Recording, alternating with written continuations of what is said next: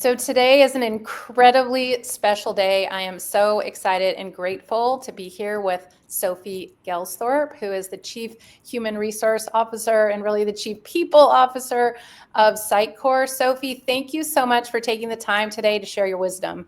Thank you, Sheryl. Thank you for having me. And as you know, being a mental toughness and high performance executive coach, I was thrilled when we came up with this topic around intrinsic motivation.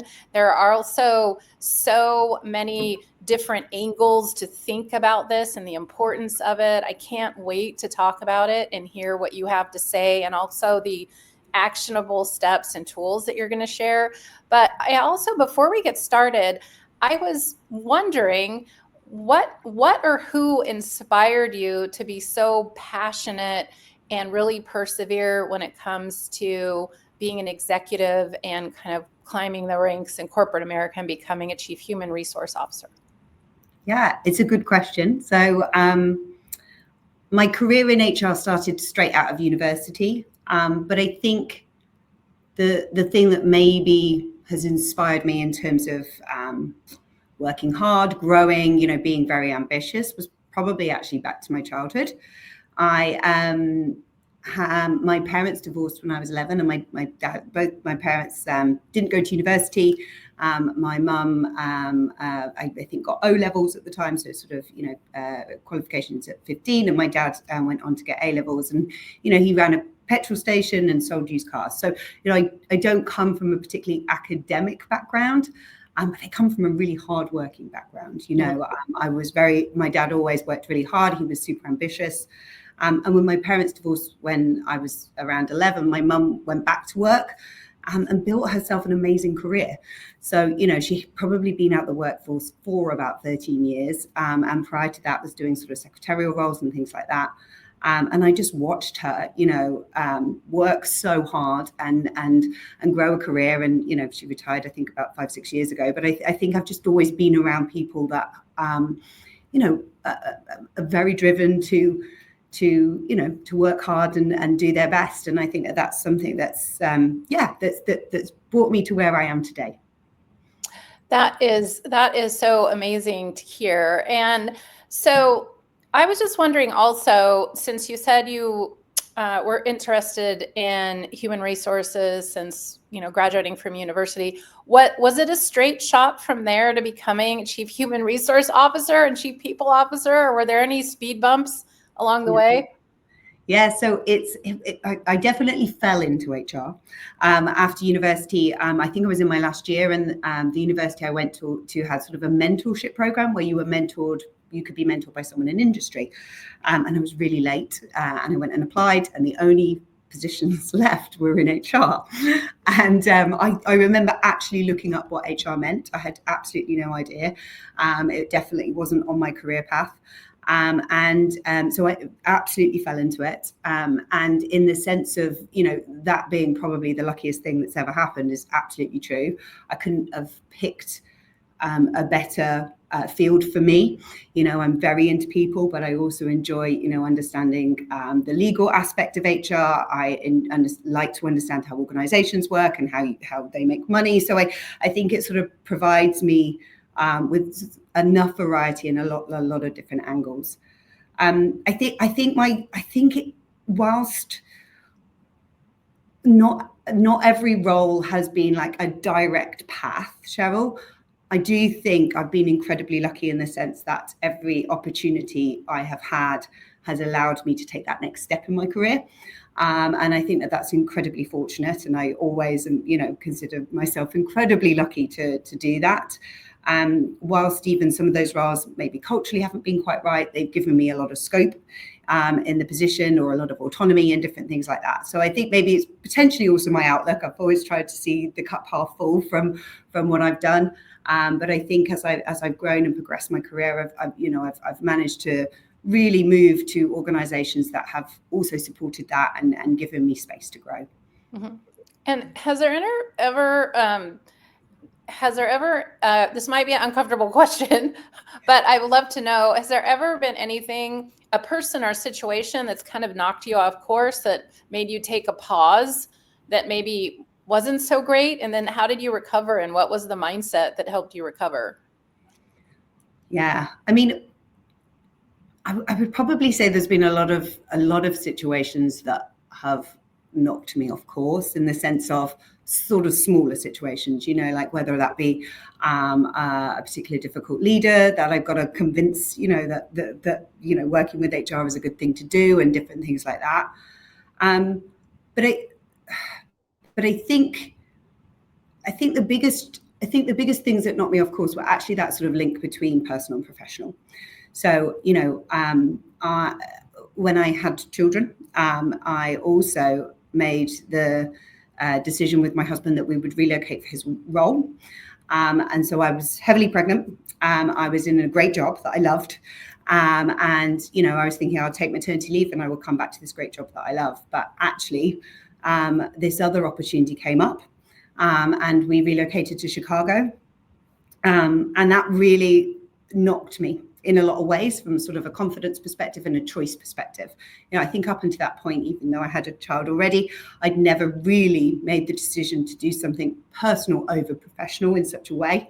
And actually, to take that leap of faith and to see if something would, come out of being in a different country, in a different role. I think knocked my confidence, and sort of, made me doubt whether I was, making all the right decisions. Whereas I think up until that point, it'd been very much, yes, I want to do this. Yes, I want to do that. It also worked out really well. So, again, even in that moment, I took my maternity leave. I worked for OpenTable and Kayak at the time. And there were opportunities, because they are US-based businesses, to come back into a different role. And I just continued those conversations. So I think,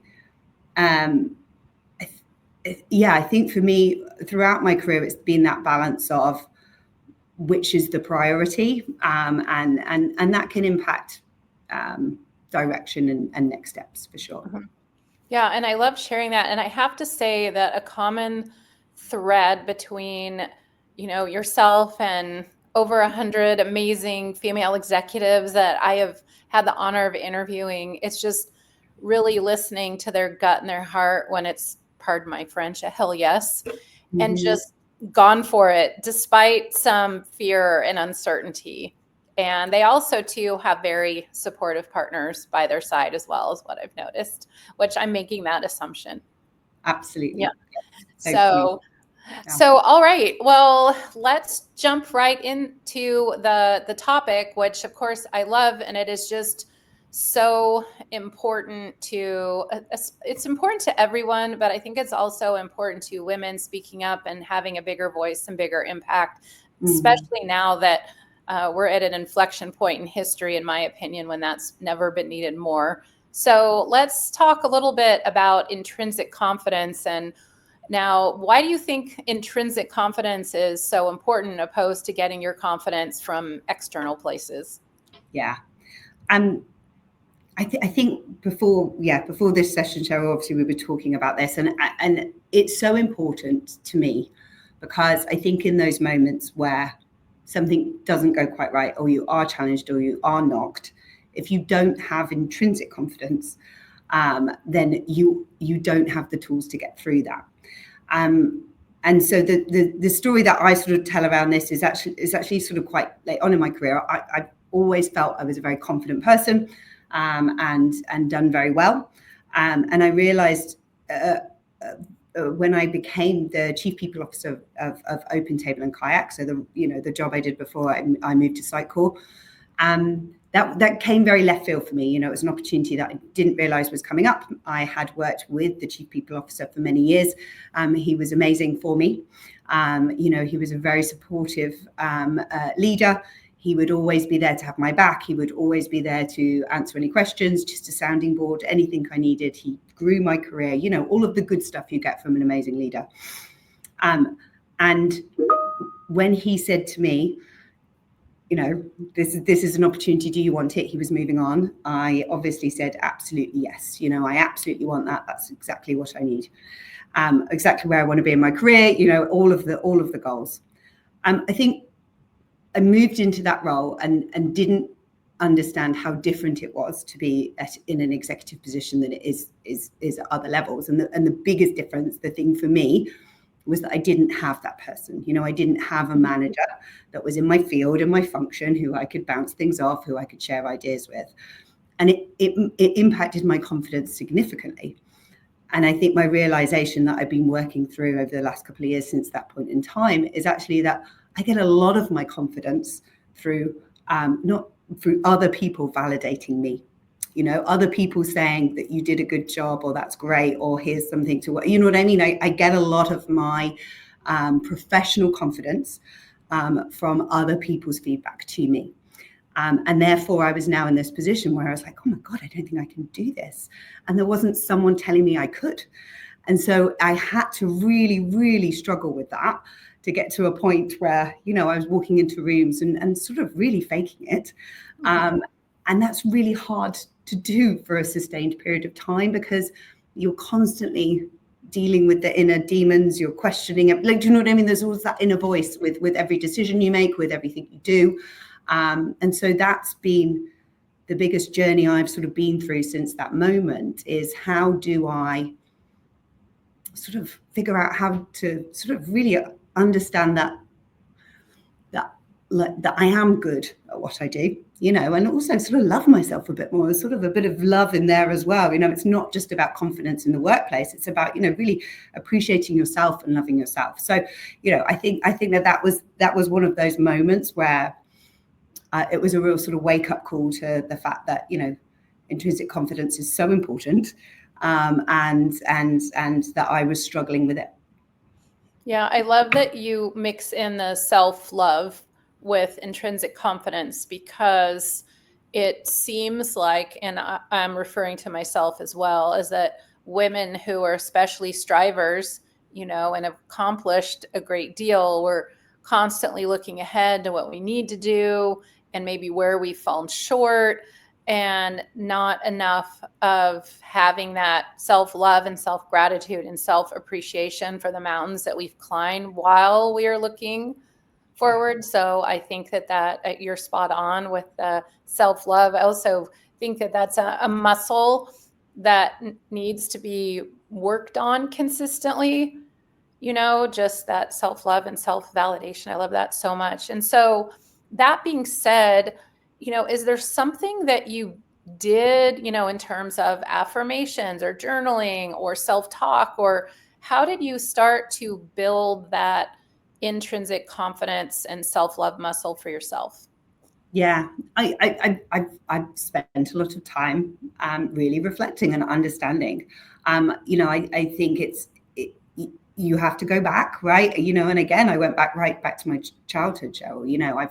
I have been a people pleaser my whole life, right? Like, I like to make other people happy, and then I like to feel that validation back. And so I've been definitely, thinking about absolutely, those formative years and what that's done for me. I think the one thing I would sort of say, as you spend time thinking about those kind of things, is a people pleaser doesn't sound like a good thing, right? But actually, there's some really good qualities to being a people pleaser too. So I want to make sure that as people think about, like, oh, what are the things that sort of, that maybe impact their confidence now, or impact their ability to feel really self-confident. Not all of those things necessarily are a bad thing. If I wasn't a people pleaser, I don't think I would be where I am today in an HR role. I delight people in my job, and that's really important. So I think it's always looking at both sides of your sort of demons, or your issues, or things that you are going through. So so for me, I definitely did some. I definitely took some time in terms of actually having space to think about what those things are, and actually, doing exercises like thinking about, what that sort of, not demon's not the right word, but what's that monster that comes out when you're reacting to something not in a good way, or all those kind of things, and just really, really thinking those things through. And then I also did a really interesting exercise, Sheryl, where I basically said, if someone else was writing something about me and they could write it sort of as a sort of like a character, like a narrative, like what would they say and how to tell that story in a really positive way. I found that incredibly hard to do because, again, my own level of sort of self-validation, I'm like, oh, you know what I mean? You don't want to talk about yourself. You don't want to think about yourself in that way. But actually, it was incredibly powerful to then look back and say, oh, my God, like that person that I've just created, like they really are really accomplished and they're really good. And like all of these things that I don't necessarily feel. So I think that was an interesting exercise that I did that I think helped sort of grow that internal confidence. Yeah, I think writing that out, there's a exercise that I do in coaching. It's right exactly what you're talking about, but there's a putting on the glasses from the gremlins and also the angels. So called the gremlin angels. And so obviously, putting on the goggles of the gremlins and those are the monster that you're talking about, that can be illuminating as well, because then you read it and you're like, gosh, I would not talk to my best friend or someone I care about that way.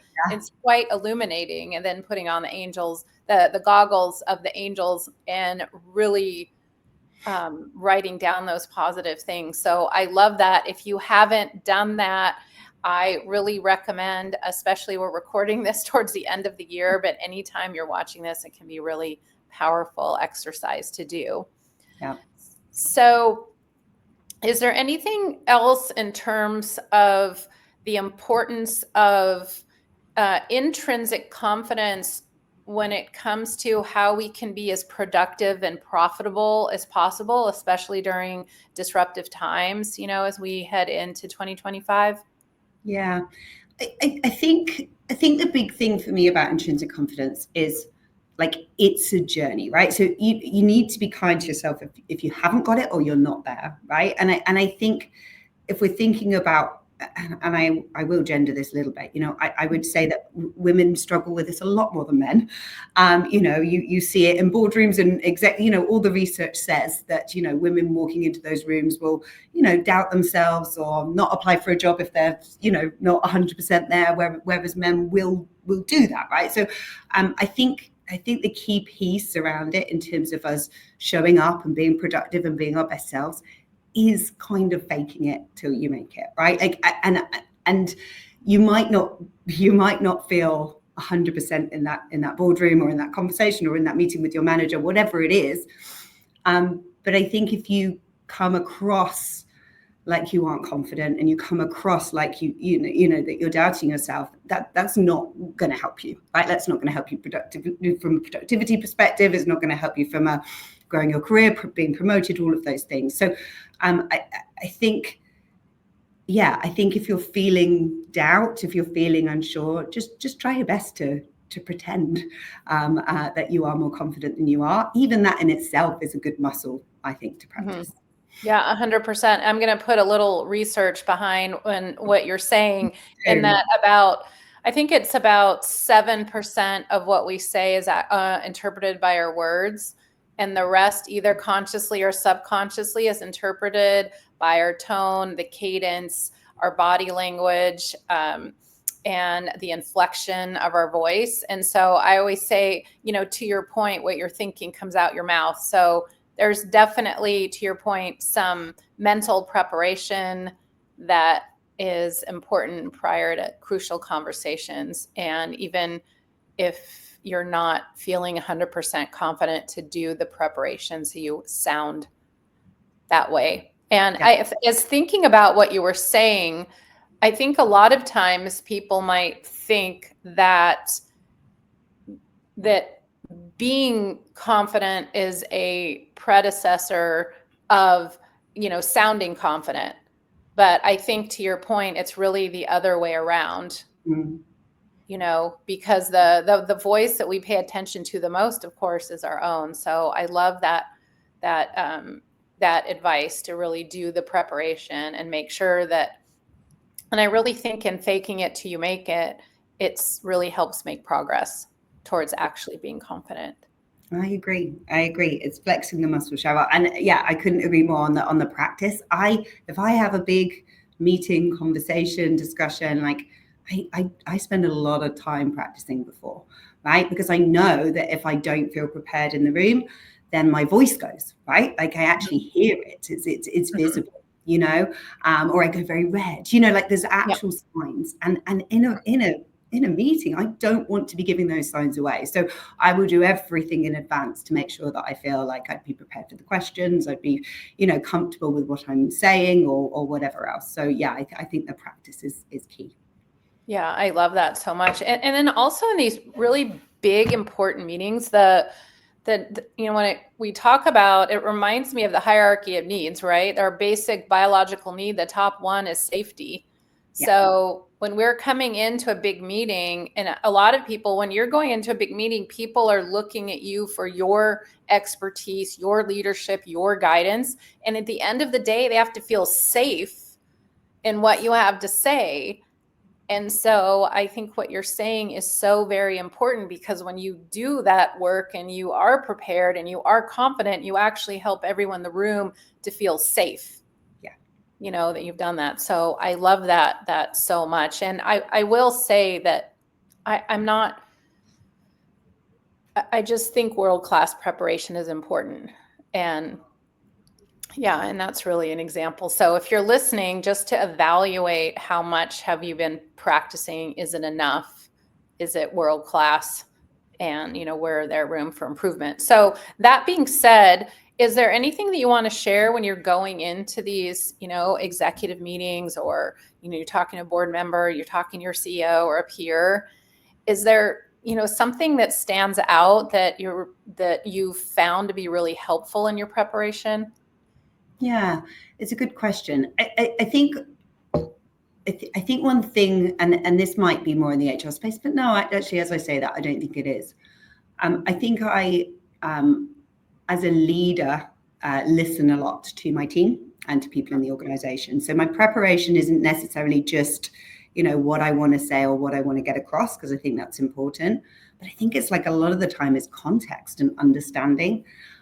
So I feel like being able to, you know, listen and digest information from lots of places allows you to feel more confident going into bigger conversations. Because yes, you have your agenda and you have your thing that you want to say. But I think that the thing that people struggle with most from a confidence perspective is if that conversation doesn't go in the direction that you have prepared for, right?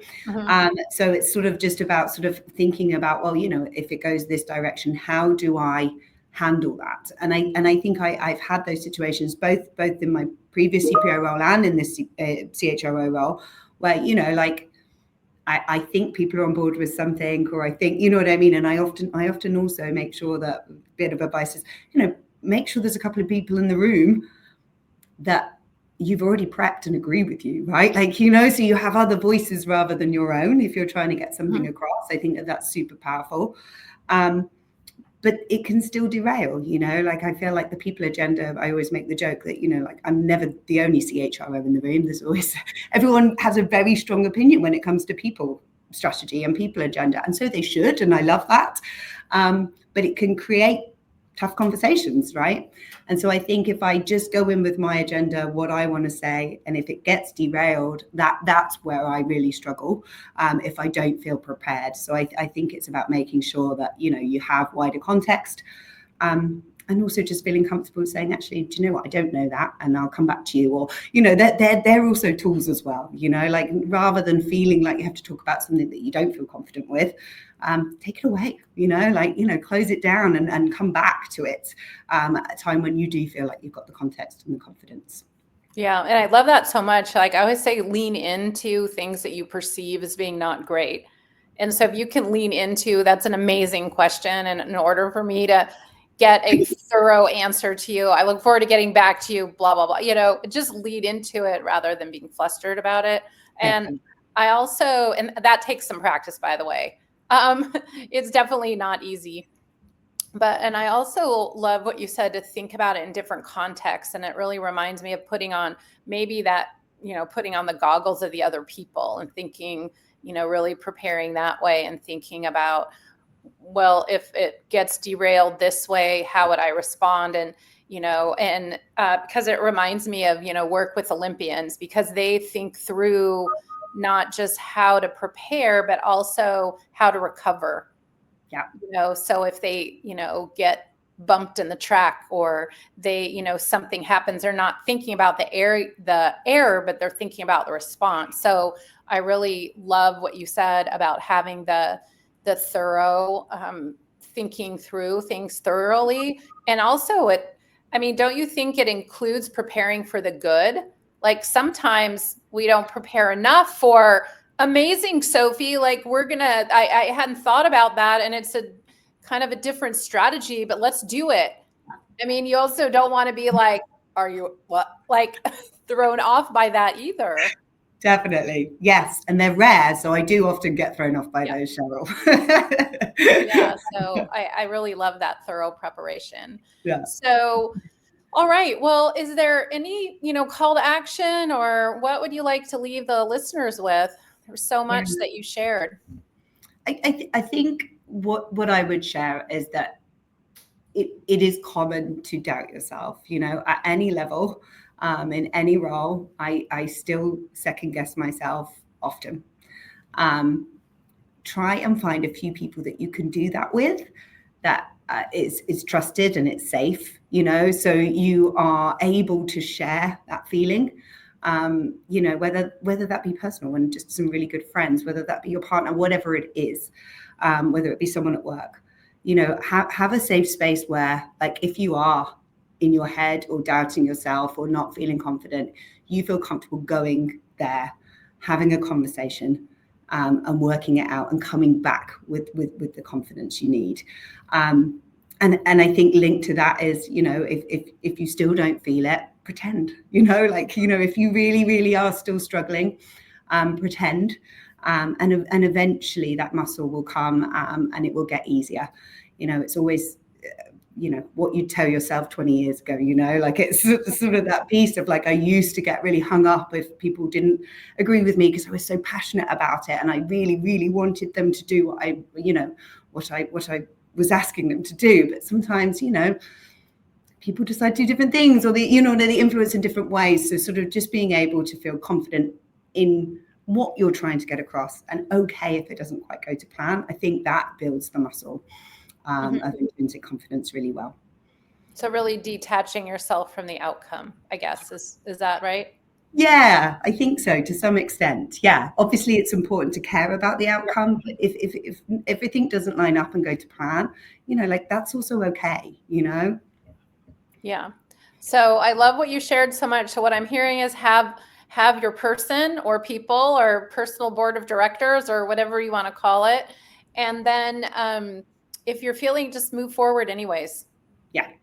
Just Absolutely. practice. And so Sophie, you shared so many gold nuggets of wisdom today. Congratulations on all of your success up to this point. And I look forward to continuing to follow your journey. Thank you so much, Sheryl. Thank you for having me. Of course. Take care.